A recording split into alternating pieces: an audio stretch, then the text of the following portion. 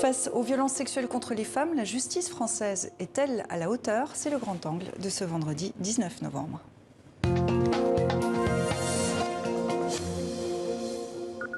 Et ce samedi 20 novembre, demain, aura lieu la marche annuelle du hashtag #MouToutes partout en France.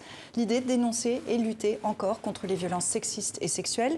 Ça marquera le coup d'envoi d'une semaine de mobilisation partout dans le monde avec comme point d'orgue le 25 novembre, la journée internationale contre les violences faites aux femmes. À cette occasion, on se pose cette question, la justice est-elle à la hauteur? C'est notre grand angle. Avec vous, Marine Turchi, vous êtes journaliste au site d'information Mediapart. Bonsoir. Bonsoir. Vous sortez Faute de preuves, enquête sur la justice face aux révélations #MeToo aux éditions du Seuil. C'est une enquête fouillée sur les défaillances de la justice française face aux dossiers de violences sexuelles démultipliés depuis cette vague du #MeToo. Et avec nous également, Marie Libreuil, bonsoir. Bonsoir. Vous êtes membre du collectif Nous Toutes. Alors, un chiffre pour démarrer en cette veille de manifestation, 101 féminicides ont été commis en France depuis le début de l'année. Appel à se mobiliser demain, on est à 5 mois de la présidentielle, c'est l'occasion de faire passer un message? Évidemment, c'est l'occasion de faire passer un message et déjà avant tout, c'est l'occasion de crier notre colère, d'avoir un espace à nous dans lequel on peut dire à quel point on en a marre. Et ensuite, évidemment, de créer un rapport de force et de faire passer un message en vue de la présidentielle en avril. Ce rapport de force, il est en votre faveur?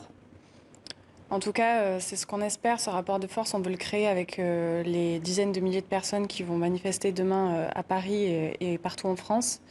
Et on veut vraiment créer ce rapport de force en notre faveur pour dire qu'on en a marre et qu'on dit stop aux violences sexistes et sexuelles en France. Alors le rapport de force prend plein de formes. Près de 300 femmes politiques et militantes ont signé une tribune ce lundi dans le quotidien français Le Monde. Elles demandent, je cite, d'écarter les auteurs de violences sexuelles et sexistes de la sphère politique. L'heure du MeToo a sonné dans la politique, dans le monde politique? Je crois qu'en fait, tous les secteurs en France sont en train de faire leur MeToo et une petite révolution est en train de s'enclencher, et tant mieux. Mais ce n'est pas la parole qui se libère, c'est peut-être l'écoute qui se libère. Et ça, il faut le répéter parce qu'on voit encore que les gens parlent de libération de la parole. Mais sincèrement, la plupart des fois où moi je fais des enquêtes, je vois que les victimes, elles avaient déjà parlé en fait.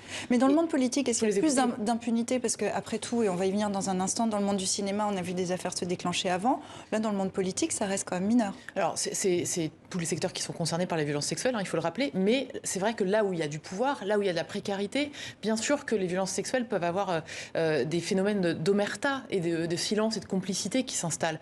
Et bien sûr que dans le monde politique, on voit que, alors même que les politiques s'expriment tous les jours sur le sujet des violences sexuelles, c'est encore un monde qui est extrêmement qui bénéficie d'une certaine omerta. Un exemple, Éric Zemmour, qui sans doute va annoncer très bientôt sa candidature à l'élection présidentielle, on a révélé à Mediapart plusieurs témoignages qui l'accusent d'agression sexuelle. Quelles sont les réactions face à ça?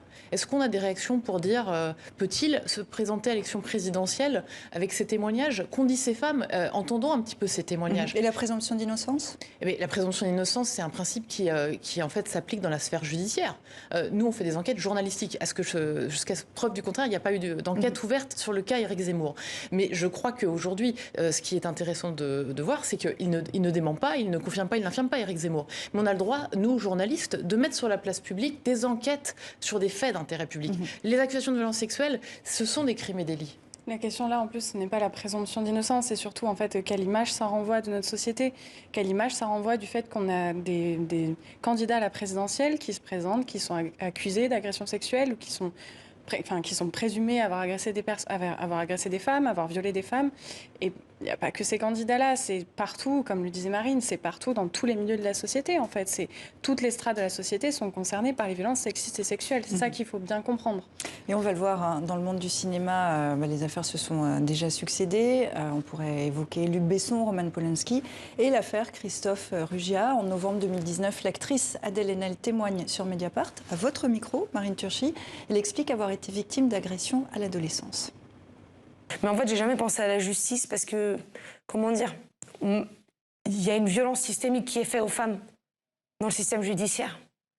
Et ça, c'est aussi ça dont je pense qu'il faut parler. C'est qu'en fait, moi, je crois à la justice, mais il faut que la justice, elle parle de toute la société.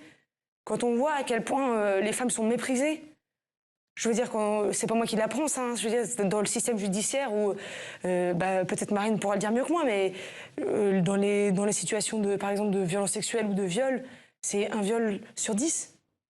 C'est ça? Qui aboutit à une condamnation en justice. Ça veut dire quoi? des 9 autres. Un viol sur 10, précisez ce chiffre, il est intéressant. Oui, en fait, dans les enquêtes du ministère de l'Intérieur qui sont menées chaque année, dans les enquêtes de victimation, il n'y a qu'un viol sur 10 qui est déclaré à la police, au service de police et de gendarmerie. Et puis ensuite, 10 à 15% de ces plaintes vont faire l'objet d'une condamnation criminelle. Donc on estime que du coup, 1 à 2% des viols déclarés dans les enquêtes de victimation font l'objet d'une condamnation criminelle. Évidemment que ces chiffres interrogent. Et je vais en donner un autre. 73% des plaintes pour violences sexuelles sont classées sans suite dès l'étape du parquet. Moi, je suis partie de ces chiffres pour ce livre, pour essayer de comprendre derrière ces chiffres la réalité des professionnels de justice, comment ils travaillent. Est-ce qu'ils font tout, est-ce qu'ils mettent tout en œuvre pour finalement faire émerger des preuves? C'est la question que je pose dans ce livre. Est-ce qu'aujourd'hui, les agents, les magistrats, les agents de police, les magistrats, etc., sont formés suffisamment pour comprendre les mécanismes liés aux violences sexuelles, de sidération, d'emprise, de dissociation, d'amnésie traumatique, etc. La notion de contrainte économique et de contrainte morale aussi, est-ce qu'on la prend en compte dans l'analyse qu'on fait de ces dossiers? C'est toutes ces questions que je pose dans le livre. En fait, ce qu'il faut bien comprendre, c'est qu'à l'heure actuelle, lorsqu'une victime de violence sexuelle, elle va porter plainte, elle se retrouve face à un réel système qui ne prend pas en compte sa parole, qui banalise sa parole ou qui la culpabilise. Voilà, si on prend l'exemple d'une victime qui va déposer plainte, elle se déplace au commissariat, ça lui demande un courage énorme de se déplacer au commissariat. Et lorsqu'elle arrive au commissariat, quand on ne refuse pas sa plainte, alors que c'est interdit, quand on ne refuse pas sa plainte, elle se retrouve face à une personne qui peut la culpabiliser en lui disant que, vous portiez une robe, c'est votre faute, ou alors vous étiez bourrée, ou alors vous étiez toute seule dans la rue à 2h du matin. Depuis des années, ça n'avance pas? Non, ça n'avance pas parce que les policiers ne sont pas formés. Et là, je vous rejoins sur ce point. Il y a un réel manque de formation dans les forces de l'ordre. Voilà. Vous avez, dans le livre, vous recueillez aussi des témoignages de victimes, évidemment, mais aussi des policiers, des hauts magistrats. Qu'est-ce qu'ils en disent? Ils se rendent compte? Alors, j'ai trois types de réactions pour résumer. Ceux qui disent, qui haussent les épaules quand on leur parle de dysfonctionnement dans le traitement de ces affaires, qui disent que tous les jours ils condamnent des agresseurs, y compris des agresseurs qui contestent les faits. Il y en a d'autres qui disent il y a des dysfonctionnements, mais ce sont des loupés isolés sur une minorité de dossiers. Et puis il y en a d'autres qui disent ce sont des dysfonctionnements, ils sont systémiques. Le juge Édouard Durand le dit très bien dans le livre, 70% de classement sans suite dans ces affaires, ce n'est pas satisfaisant. Il faut un petit peu mettre les moyens. C'est la grande cause du quinquennat, normalement, la lutte contre les violences faites aux femmes. Est-ce que les moyens suivent? Quand on fait le comparatif avec d'autres pays qui sont en pointe sur ces sujets comme l'Espagne, le compte n'y est pas, évidemment. Les moyens, c'est important, les policiers le disent dans le livre et les policières, quand ils ont dans certains services 3000 dossiers à traiter chaque année, comment peut-on imaginer qu'ils vont les traiter de manière équivalente? Comment peut-on imaginer qu'ils vont aller chercher d'autres victimes potentielles dans chaque dossier? Un policier le dit, il dit, je ne vais pas vous mentir, on ne peut pas le faire, on est obligé de faire un tri, une sélection des dossiers. Est-ce que ça, on estime que c'est satisfaisant? Mais concrètement, une amie se confie à vous, une amie à vous, qui vient se confier, que vous dites j'ai été victime de viol, vous lui dites quoi? Va porter plainte ou n'y va pas? Alors, il faut savoir déjà que déposer plainte, ce n'est pas obligatoire du tout. Et il y a autant de reconstruction après des violences sexuelles qu'il y a de victimes, dans un premier temps. Dans un second temps, c'est difficile de conseiller la plainte. Il faut expliquer tous les processus et tous les moyens qu'elle a à sa disposition. Ce n'est pas obligatoire d'aller déposer plainte. Ensuite, si elle le souhaite, moi, ce que je dis, c'est je lui explique comment ça va se passer. Je lui explique qu'elle va devoir raconter pendant des heures ce qu'il s'est passé dans les détails et qu'elle va devoir répondre à des questions qui sont compliquées à répondre. Et ensuite, je lui explique aussi la réalité des chiffres et ce qu'on dit depuis tout à l'heure. Ce qu'on dit que seulement 1% des plaintes qui aboutissent à une condamnation criminelle. Et ça va plus loin, 65% des victimes de féminicide avaient pris contact avec la justice. Je vous pose la même question. Une amie se confie à vous, vous lui dites quoi? Moi, ce que je réponds souvent, et le livre le montre, c'est que en fait, chacun doit en fait faire ce choix avec tous les éléments en main. Et je rejoins là-dessus la question de l'information. Aujourd'hui, les plaignantes, les plaignants ne sont pas assez informés sur ce que peut et ne peut pas la justice. Et puis, il faut prendre en considération les attentes extrêmement différentes des personnes victimes. On dit souvent les victimes comme si c'était un bloc homogène. Ben non, il y a des attentes différentes. Il y en a certaines qui ont besoin d'un procès public, qui ont besoin d'une condamnation, voire d'une peine de prison. D'autres disent qu'elles veulent une reconnaissance. Elles veulent des aveux, y compris une reconnaissance de la famille, notamment dans les cas d'inceste, par exemple. Donc, il y a toutes ces attentes qui doivent être prises en compte dans les réponses réponse pénale. Vous dites, vous, que la justice pénale est là pour juger un auteur, pas pour réparer la victime. Il faudrait pourtant réfléchir à des alternatives. Vous pensez à quoi? Alors, c'est pas moi qui le dis, ce sont plusieurs professionnels de justice dans le livre, effectivement. Par exemple, le magistrat Antoine Garapon parle d'une forme de CRPC transactionnelle, c'est-à-dire avec l'accord de la victime, un dialogue, une rencontre judiciaire avec le mis en cause qui reconnaîtrait de manière détaillée les faits. En échange, il n'irait pas en prison, mais il y aurait d'autres aménagements possibles sur la peine qu'il pourrait faire. Mais ça ne se ferait qu'avec une association agréée, avec un professionnel de justice et avec l'accord de la victime. Vous n'avez pas peur que ça ouvre la porte à une certaine impunité? S'il suffit de s'excuser, autant violer? Non, mais ce serait avec l'accord de la victime, ce qui est quand même différent. La victime a le droit de demander un procès, elle a le droit de demander une peine de prison. Ce que je veux dire, c'est qu'il y a des attentes différentes et que les avocats qui expriment cette idée ou les magistrats dans le livre expliquent qu'en fait, il faut prendre en compte la diversité de ces besoins des victimes. En tout cas, moi, ce que j'aimerais ajouter, c'est surtout que on en parlait tout à l'heure, à l'heure actuelle, on est dans le quinquennat où, soi-disant, la grande cause du quinquennat, c'est la lutte contre les violences.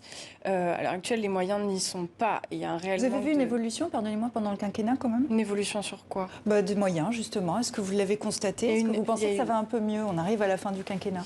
La société bouge, la société change. En tout cas, c'est compliqué de dire qu'il y a eu une évolution au sein même du quinquennat, au sein même du gouvernement. Quand on parle du budget seulement, il y a eu une augmentation très très dérisoire du budget alors que les associations et collectifs féministes demandent 1 milliard d'euros pour lutter efficacement contre les violences sexistes et sexuelles.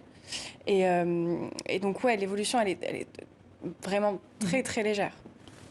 Un chiffre qui pour moi est éloquent, le groupe mineur de l'OCRVP, qui est vraiment l'unité en France de lutte contre la pédocriminalité, l'unité un peu d'élite, ils sont 17 enquêteurs. Ouais.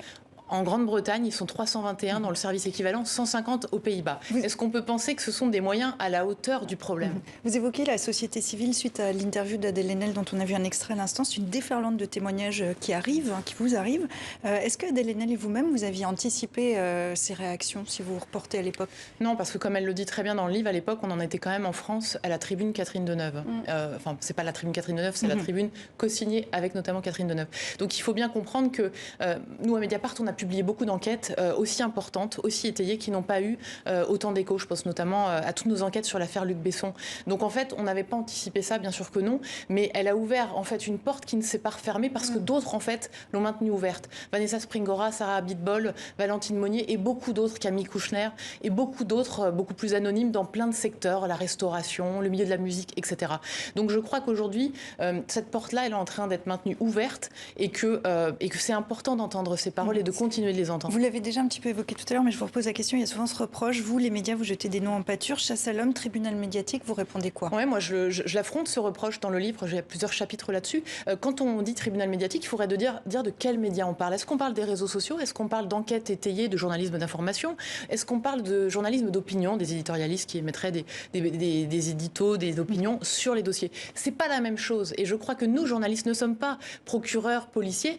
On met sur la table des faits d'intérêt public et des enquêtes étayées. D'un mot pour conclure, le mot de la fin est pour vous. Que répondez-vous à un homme qui vous avance, qui vous dirait qu'on ne peut plus rien dire aujourd'hui? Que répondre à un homme qui dit qu'on ne peut plus rien dire, c'est surtout lui dire que les violences, elles sont partout, elles existent partout. Une femme sur deux a été victime de violences sexistes-sexuelles. Et donc, c'est pas aux hommes de dire qu'on ne peut plus rien dire, ce sont aux femmes de parler et de les écouter surtout. Faute de preuves, enquête sur la justice face aux révélations. #MeToo. Marine Turchi, merci beaucoup. Et Marie Breuil, merci à vous aussi. Merci. Bonne journée de manifestation. Donc demain, pour ceux qui se trouvent à Paris, ça démarre à 14h. 14h à République. Merci à vous deux. Merci d'être venus dans 64 minutes.